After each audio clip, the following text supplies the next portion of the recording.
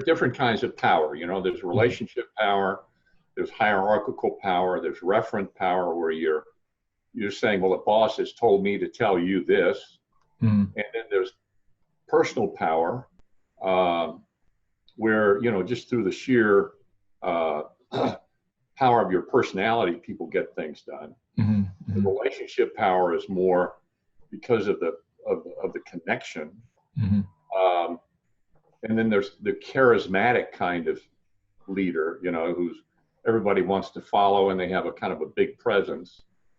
And when you move into elderhood, it's a much more of a grounded, centered kind of way of being, that allows men to sort of get the connection. And then it really has to do, I think, with the ability to make powerful requests, and to get very, very clear around what you're asking someone to do, and to get a commitment from them, a promise for them to do it.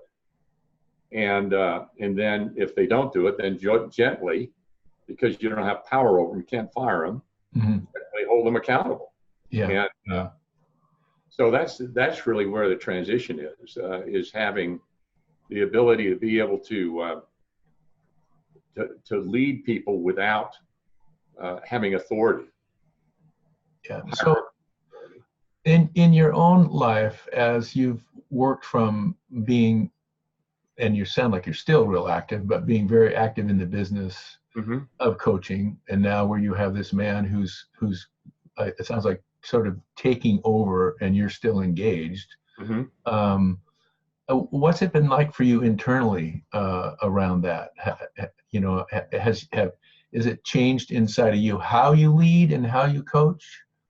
No, it hasn't. It hasn't changed how I coach. The one thing that Ken has been quite surprised at is my willingness to turn over everything. In other words, I don't have a lot of ego-based attachment to the intellectual property, to the brand, to, you know, he says, gosh, you know, it's amazing. I've given him everything. And I don't have a desire to have a legacy beyond him being able to be successful. So that's been the real shift, is to being able to really let it go, and to be at peace with that. And I think that probably comes from, you know, releasing my ego attachment to it, and being able to be at peace with that. So that releasing the ego attachment, has that been a gradual process internally? Have you noticed a difference in that dimension of yourself? Yes. Oh, yeah. Oh, absolutely. Over the last several years, I think as we get older, certainly into our 70s, 60s, and 70s, if we've done our work, we can release that ego attachment. You know, we're not dependent on the positive regard of other people. We're not looking for other people for approval. We're just being who we are, and we don't accept other people's projections, either negative or positive, on us. And I think that's part of the elder maturity. So when that started happening for you, was that sort of a surprise? What was that like internally for you when you started to see that or feel that coming, or did it just kind of happen and all of a sudden you noticed, or was it uncomfortable, odd? Tell me.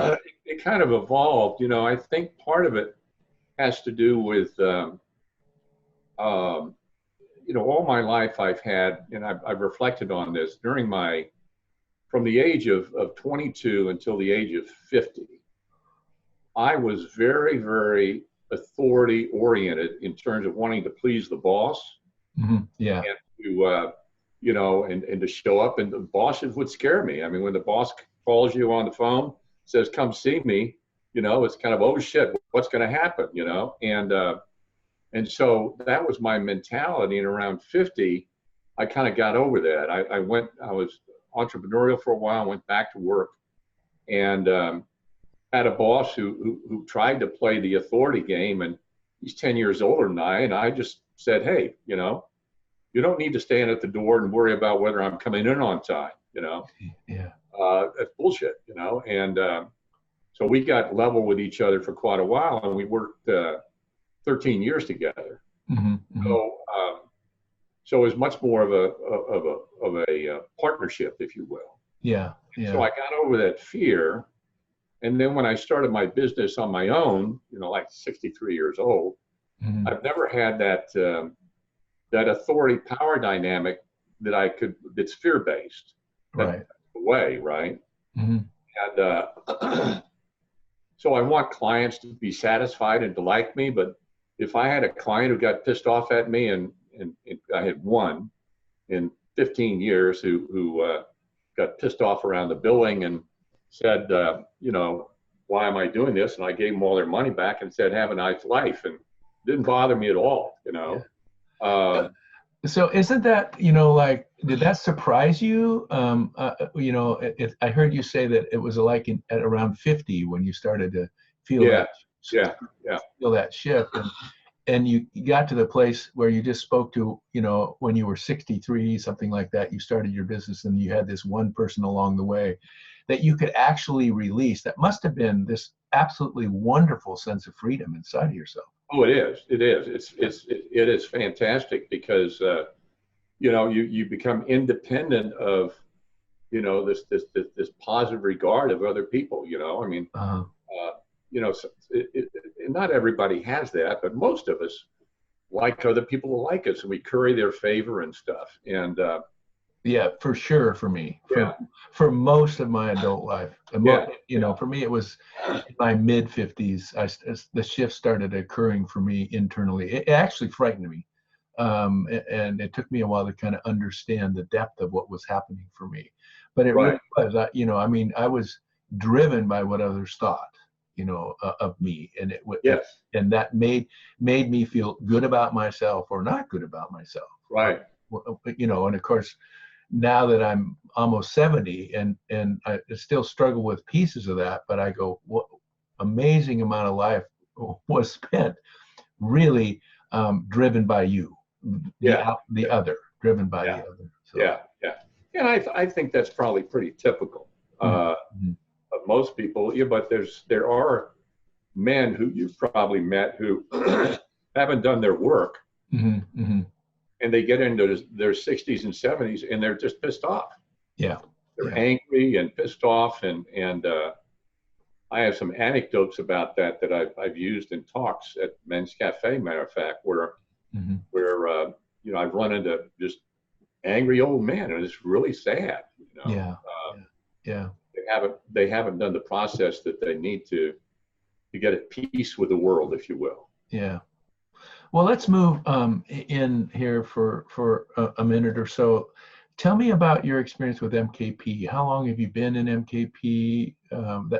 Just give me an overview, Bruce, about how this started for you, when it started.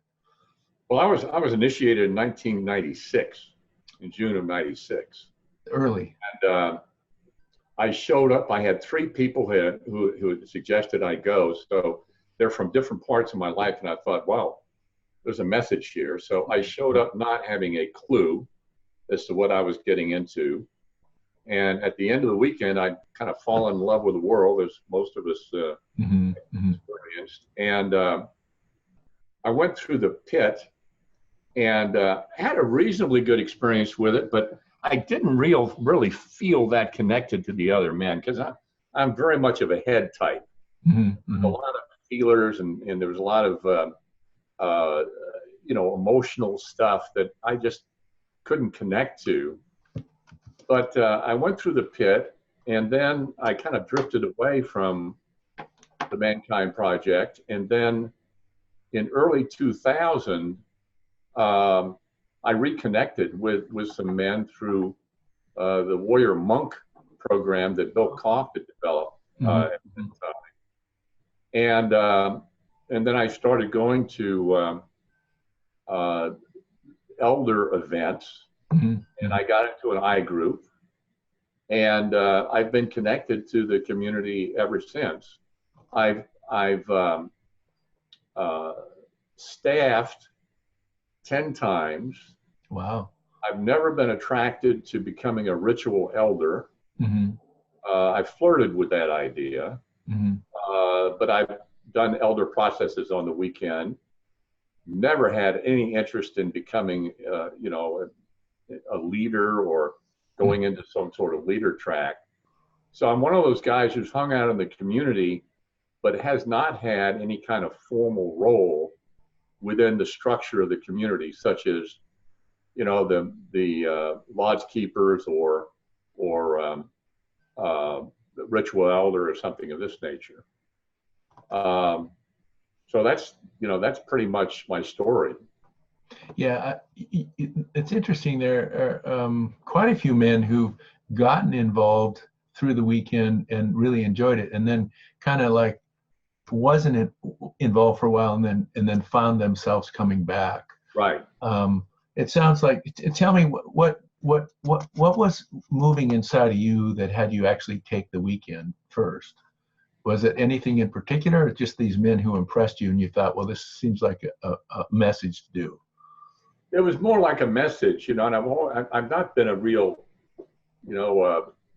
workshop or junkie, or that kind of thing. But I was single at the time, happily single, girlfriends and stuff, and I had a client who suggested it, and then I at least had one, maybe two other people. And I saw the brochure and just signed up. Yeah. And it wasn't because of any kind of yearning or knowing anything about the community. I mean, I was just absolutely dumbstruck during the weekend. Uh-huh. And surprisingly enough, a couple of guys I knew had who were warriors heard that I'd gone and showed up at the brother dance, and I didn't even know they were warriors. And just surprised the hell out of me, which was kind of. Yeah.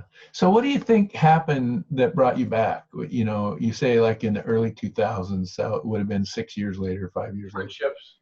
Yeah. Just connecting with a couple of men. Mm-hmm. We developed a program called Your Father's Blessing, two other men and I. Oh, I haven't heard about that. Yeah, we did the Father's Blessing. We did about 120 guys over a period of a few years. And so that kind of bonded the three of us. And then I started going to the elder meetings, so to speak, at the Houston Lodge. And then what really got me involved was getting involved in the fall gathering. 16 years ago, one of the fellows had the idea of having a fall get together with the elders. Mm-hmm. And I got on the committee and was active in helping market that and promoting it. And I've been involved in the fall gathering ever since, in terms of helping primarily with the marketing, and just helping with the program, recruiting the speakers, and so forth. So that's the fall gathering has been one of the primary things that I've been involved in, besides occasionally going to a weekend. So the fall gathering is once a year. It's predominantly elder, and it's been going on in South Central in the Houston area for how long? 16 years. Uh-huh. Wow. Yeah. This fall will be the 16th year. Great. So you help me understand this. You created the Saturday morning cafe. Sort of did it come to you out of that? How did that come about? Well, actually, I didn't create the Saturday Morning Men's Cafe. There's a fellow by the name of Luis Batista and another guy who's been in the community, Jerry England, for many years. Mm-hmm. They came up with this idea of having a monthly meeting. We had tried all kinds of things before, community circles, trying to get guys together around their common interests, and it just none of it ever stuck. Mm-hmm. Mm-hmm. And So Luis had this idea, and I kind of latched onto it. And then I started getting excited about it, and created the title, the Saturday Morning Men's Cafe, and I got the logo and created kind of the marketing piece for it.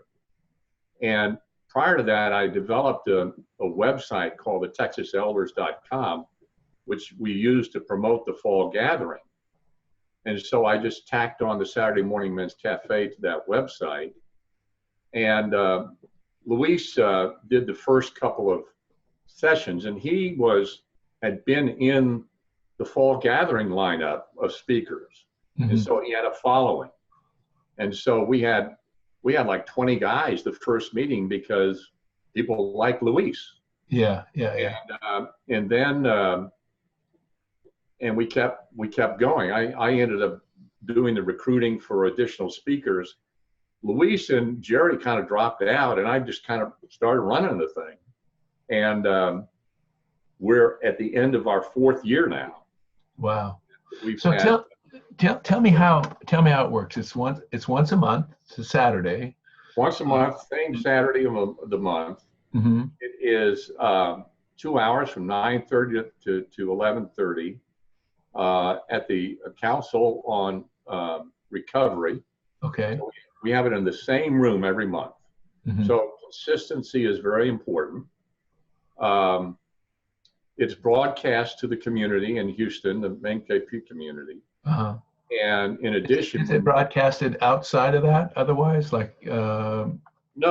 Although what we do is when men come, they invite other men.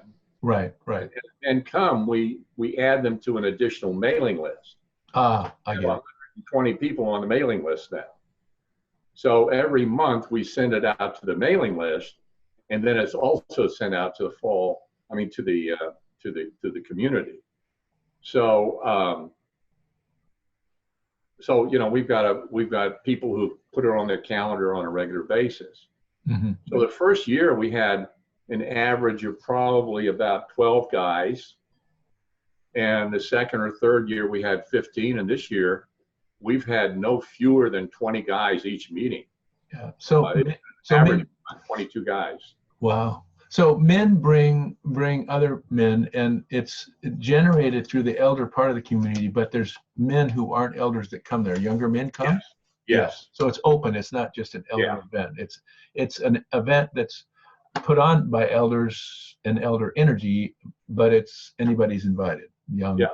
Just for grins, Jim, let me show you some of the guys. Okay? Yeah, okay. So these are some of the guys who attended one of the meetings. And you can see that most of them are pretty old, but they're elders. But we've had a number of younger men attend as well. Mm-hmm, mm-hmm. And we're wanting to attract younger men. Yeah. But it's been a challenge for the elders for the fall gathering and for the men's cafe to get a whole lot of younger men in. Now, the one thing that I haven't mentioned that I think is important for somebody just listening to this for the first time is, what do we do there? How is it organized? And what we basically do is we have a man who volunteers to speak about a particular subject for about 30 minutes.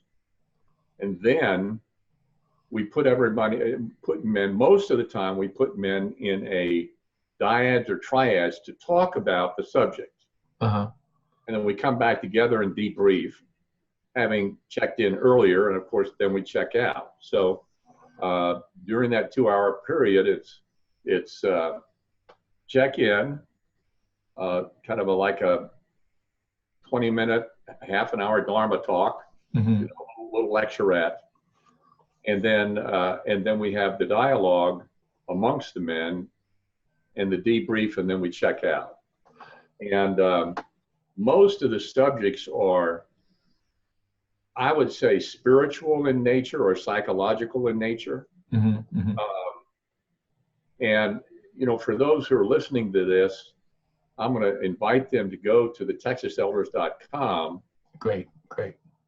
That's TexasElders.com. Pretty easy. Mm-hmm.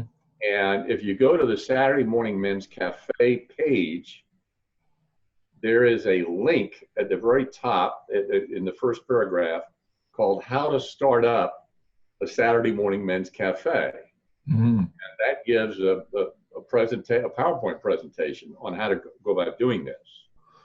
And so that's a resource that other communities could have to learn about how to do it. And of course, on the website, we also have a listing of all of the lectures, all of the talks. And some of them are recorded. We have handouts that we posted. So the website is a chronology and history of what we've done over the last 4 years. That's great. I know that you and I have had a conversation, and I know that you guys have been talking to the national elders as well. And it's been you and I have really gotten to a place of wanting to really propagate this into the other areas through the elder parts of those other areas. And so right. I'm really hoping we can get this done. And I really hope those of you who are listening we'll have on the intro some of the different ways to find out about it. But I know, Bruce, you're certainly open for any kind of conversation. And I know going to that website will really help me gather that and be able to connect with you. So. Yeah, and the weekend is absolutely wonderful. And men who come to the weekend and go to the pit and do the I group it's just great. If they don't go to the I group, that's fine. They still have gotten benefit. Right. If they don't do the pit, they've gotten benefit. Right. Right. But the post weekend stuff is really the key benefit. I mean, it's a one-shot deal, but the follow-on is really important. Mm-hmm. One of the things for me that's been absolutely incredibly enriching for me over the last 20 years is friendships. Mm-hmm. Friendships with the guys who I have as from the community. I mean, I would say 80% or 90% of my friends are warrior buddies, right. And that's really where the real rich value has come for me. Yeah, the same for me. I think this conversation, just meeting you 2 or 3 months ago and connecting with you and others in your group, it's just it feels so comfortable inside of myself to be in this kind of relationship, and it's really unusual, but not in the MKP world, not in the warrior world, the warrior brother world, however we want to call it. Right. It just, for me, it happens instantly, and it sometimes it just feels kind of bizarre how, like, somebody that I don't even know and haven't talked to, in 2 or 3 minutes I feel connected, and after 20 minutes I feel like you're somebody I've known forever. Yeah. Well, I just want to share with you, Bruce, how grateful I am that you were willing to come in and share with me and the others who will be listening to this. I want you to know how important you are to me. I want you to know the kind of gift that you're giving to me and others in the world by following your own heart. These 2 programs that you're doing, and particularly the one we've talked about just now, the Saturday Morning Cafe, is rich and important for all of us at any stage. But as an elder myself, having a group of men to be with at every stage, and particularly this stage of life, has been really, really beneficial. So I am really grateful that you've given yourself so deeply, and the difference you're making both in MKP and in our lives, men's, and specifically I want to share from my role and my place. I'm grateful to you. Thank you for your gift. And I can see in your face that it really is a gift to your own self. So thank you. Well, that's wonderful to hear, and thank you for saying that. Yeah. Well, you're really, really welcome. Thank you.